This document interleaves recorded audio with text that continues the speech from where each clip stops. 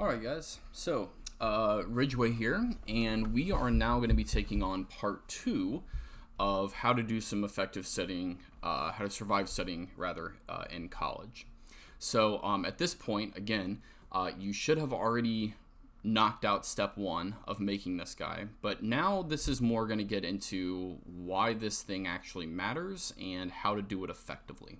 Okay, so how do we actually study effectively in college that'll actually do some good and not just waste our time?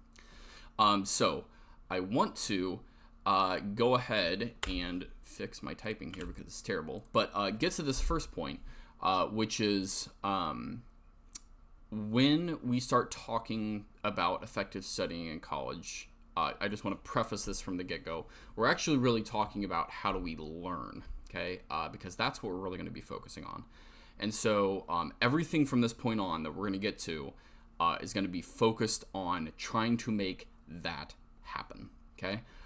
So with that in mind, okay, we're going to kind of go sequentially here, but I do want to point out that I'm going to be spending, in some cases, a lot of time explaining basically kind of how your brain works, because that's really what we're getting to here. How can we get the best bang for our buck so that your studying actually matters and we can, not have, meaningless studying happening that's not going to do us any good.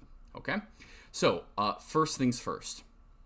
All right, if you are watching this video while on your phone, stop it. And the reason is because the distraction thing is something that we have to get rid of right away.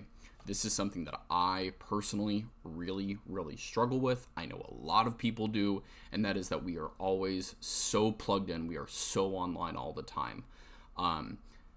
I will say that if you think of yourself as a great multitasker, unfortunately, you are lying to yourself. There is no such thing as multitasking, and I'm really, really sorry. I say this as a person with ADD and ADHD. It just actually doesn't exist.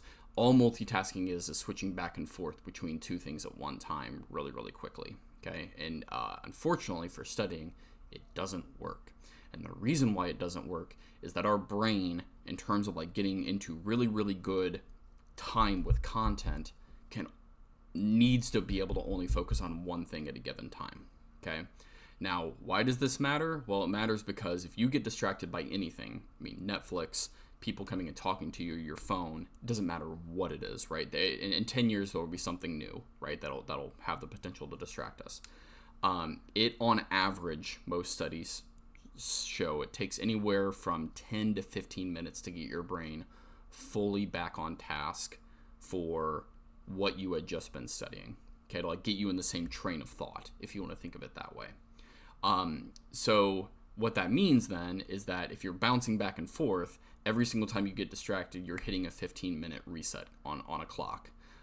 And that really, really sucks because, again, you can imagine getting distracted 4 times in an hour, all of a sudden you've wasted an hour, okay?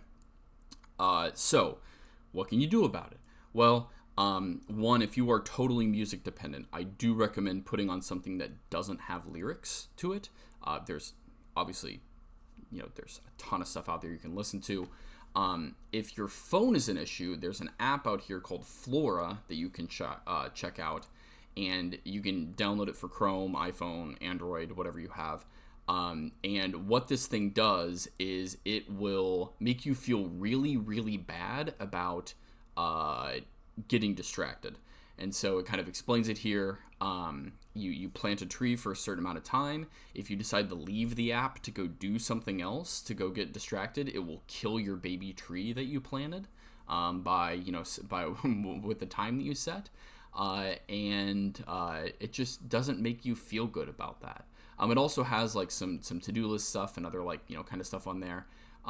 But it's kind of cool because again, it kind of guilt trips you into staying focused for a certain amount of time. Okay, so this is something that I've had students use in the past before. It's shown to, for them, they've had good time with it and staying focused. So again, check it out if that's something that will help you. Again, it's just an option that's there. Okay, so why does this all matter? So this gets us down to 3, which is the whole memorization versus meaningful learning thing. Okay, and I'm actually, to show you this, I need to actually go to a different visual here to help you. Okay, so this is like my 10-minute crash course here on how your brain works and how you learn. Okay, now this is the Atkinson and Shiffrin model of information processing. It's, as you can see, it's 1968. It's a little outdated, but for our purposes here, in keeping it simple, this will work in terms of explaining how your brain learns. Okay, so again, I promise this is about studying because it has to do with what is going on in your brain noggin. The first thing, okay, so again, how your brain operates, and psych majors love this kind of stuff. This is all for you all.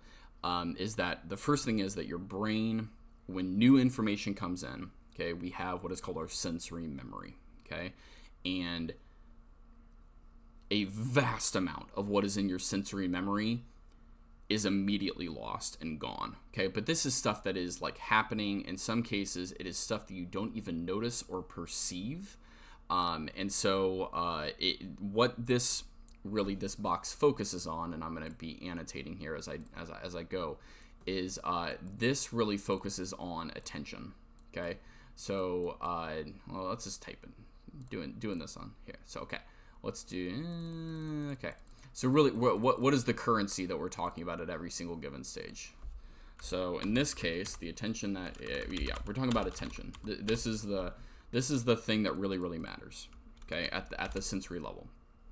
Now, why does it matter? And that is because your body can only pay attention to certain sensory information, a certain amount of sensory information at a given time. So for example, like right now, as you're watching this video, obviously your ears are hearing, your eyes are seeing, if that's how you're taking the video in, but also like what you're not doing is you're not thinking about how hot the room is right now, or how your t-shirt feels on you, or like how tight your shoes are. But as soon as I say it, then you are thinking about it. And that's like a good example here. And that really the currency that is happening at this level in terms of what matters is how much attention am I paying to that particular given thing. Now, if I am paying attention to it, okay, what happens there, and now I can use the drawing tool, is this initial processing. Okay, your mind is actually going to take in the information because you're paying attention to it, right? And it's going to go into something called our working memory. Now, your working memory, like the best way that I can define your working memory is like, this is like when somebody gives you their phone number and like you're trying to like, repeat it over and over in your head so that, you can remember those 7 digits, 30 seconds later, right? As you're like typing it into your phone. Your working memory in terms of how it operates in your brain is that it is information that is there for a short time. In some cases, it's like a few seconds up to 10, 15 minutes or so. But it is something that your brain is actively thinking about. Okay, that's the key there. It is something that you are currently, it's being tossed around in your mind. You're actively working on it. Okay? And so in your working memory, we're going to come back to this here in a second. This is really where the weightlifting of like trying to remember something is kind of happening and going on. This is like the gym, okay, of stuff. So again, like the currency here, if attention was happening back in the sensory memory to get us to that point, the currency that is really valuable at this stage, it's not attention. I would say it's just really time/effort. Okay, and that's kind of what's valuable at this point. All right.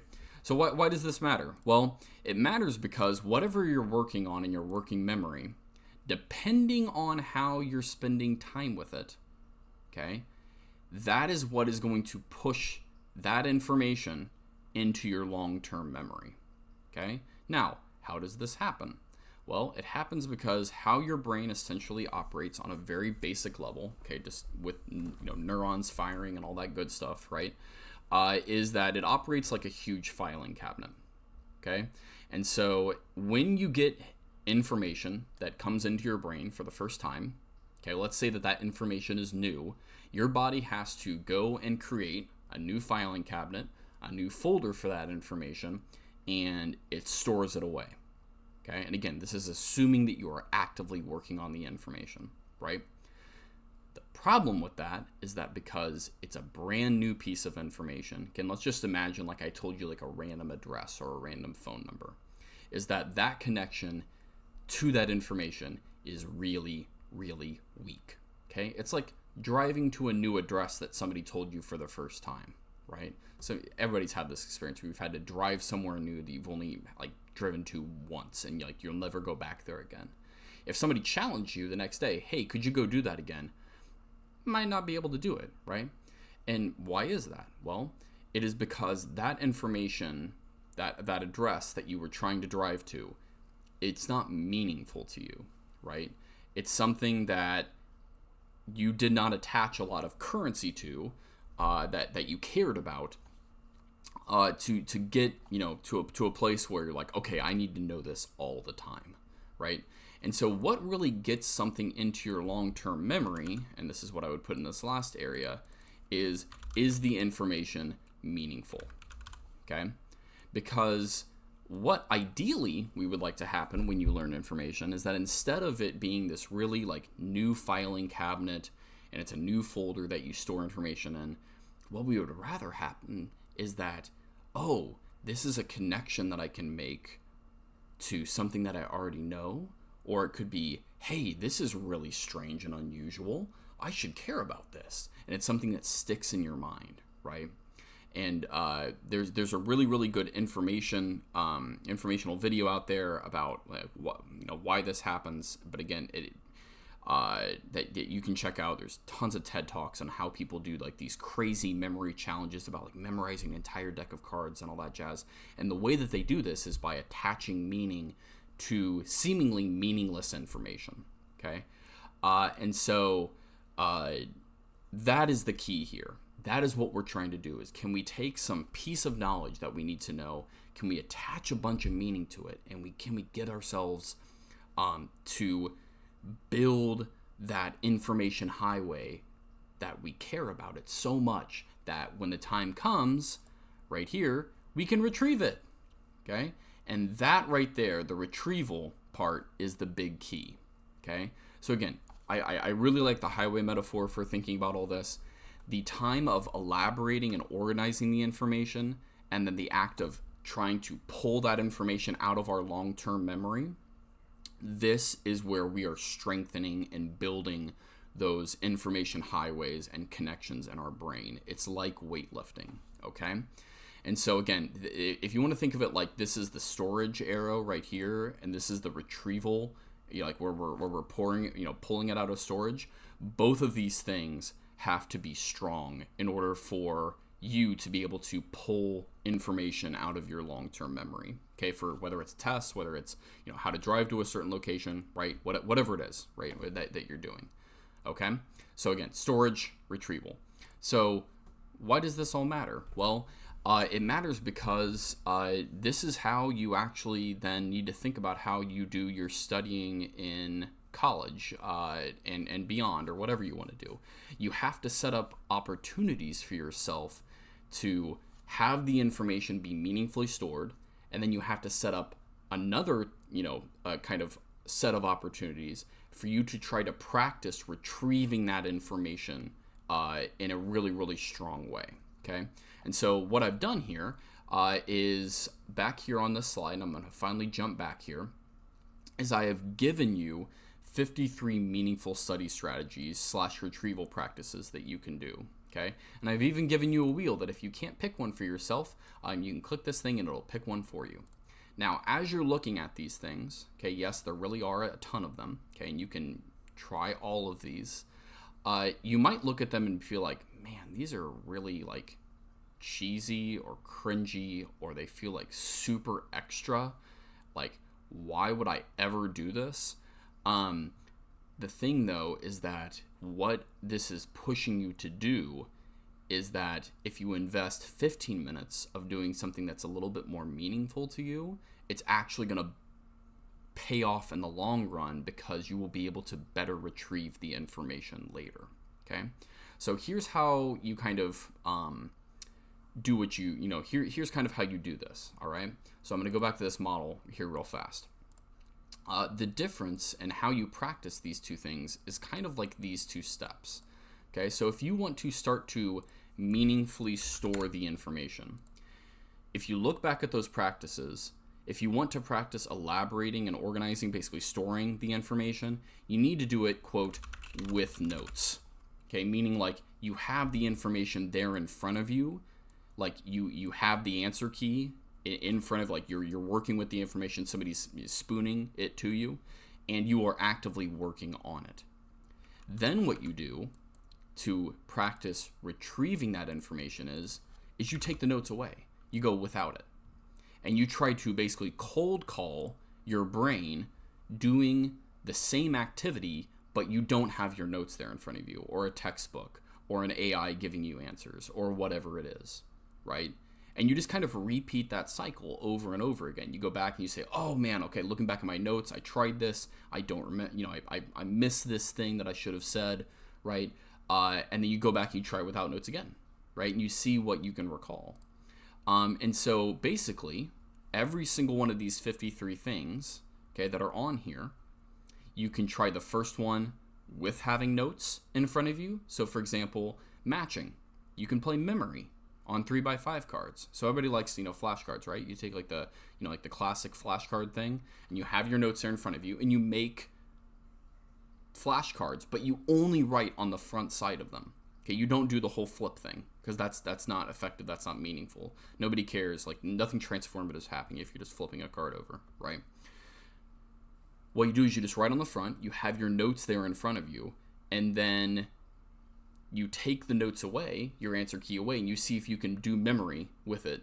Like the classic game where you flip one over at a time, right? And you see if you can find the match. And then you go back and forth, you practice storing the information. Maybe you add a few more cards in there, maybe you take a few away depending on if it was too hard, and then you go ahead and you then take the notes away and see what you can remember, right? And so by just taking one of these strategies that are on here, you can turn this into a really, really meaningful study session that you have for yourself. And so then you're like, oh, now I see what this thing here is for, right? We come back to the big picture. You have these time slots that you set up in this study schedule now. And so if from 2 to 3 p.m. you're studying history, maybe you take an activity that we did in class. You take, I don't know, let's just pick one. You take a concept or a narrative, like something that we've learned in class, and you turn it into a recipe. You do it with your notes there in front of you. You're like, hey, okay, I'm gonna make a recipe for it. It's gonna seem really cheesy, but I'm gonna remember like everything that was a part of that. So I give here's like an instance of like how to make an American Revolution cake, and then you say, okay, I'm gonna take the notes away. I'm gonna write an entirely different recipe and see if I can do it from memory, right? So you're practicing the storage and you're practicing the retrieval practice, right, of trying to do it. And trust me, it really, really does work, okay? So I've got some other things on here about taking breaks, evaluating, excuse me, what you know, and again, I give some examples here of things you can do for tests and quizzes that can see like how do you know if I'm ready, and that's kind of more like evaluating what's in your in your mind. But for today, my biggest takeaway is that you kind of understand what is happening here in your brain, and that you can understand this part especially. About what matters at every single particular stage. So for instance, again, number 1, are you actively paying attention to the information? 2, are you putting time and effort into that information in terms of storing it, especially in a meaningful way? And then 3, are you doing a retrieval practice that's actually helping you pull that and practice pulling that out of your long-term memory without notes? Okay. A lot of people tend to do, a lot of folks, at least in my experience of when they try to study, on their own, is they're really good about doing this first arrow up here, about having their notes in front of them. They may not do the most, they might look at their notes, whatever that means. So they might do the first one. Very few people tend to understand that what they actually have to really practice is pulling it out of their memory with the retrieval practice. That is the absolute crux that this comes down to, because you can't have one without the other. Okay? So other than that, I hope this has been a helpful walkthrough, not just again about how your brain learns, but also then about how you can set yourself up for successfully studying in college. All you need to then do in Brightspace is verify that you've watched the video all the way through, and I'll make sure that I have something on there for you for that. And other than that, I hope this has been a helpful walkthrough. Okay? Well, I'll see you later. Thanks so much, guys.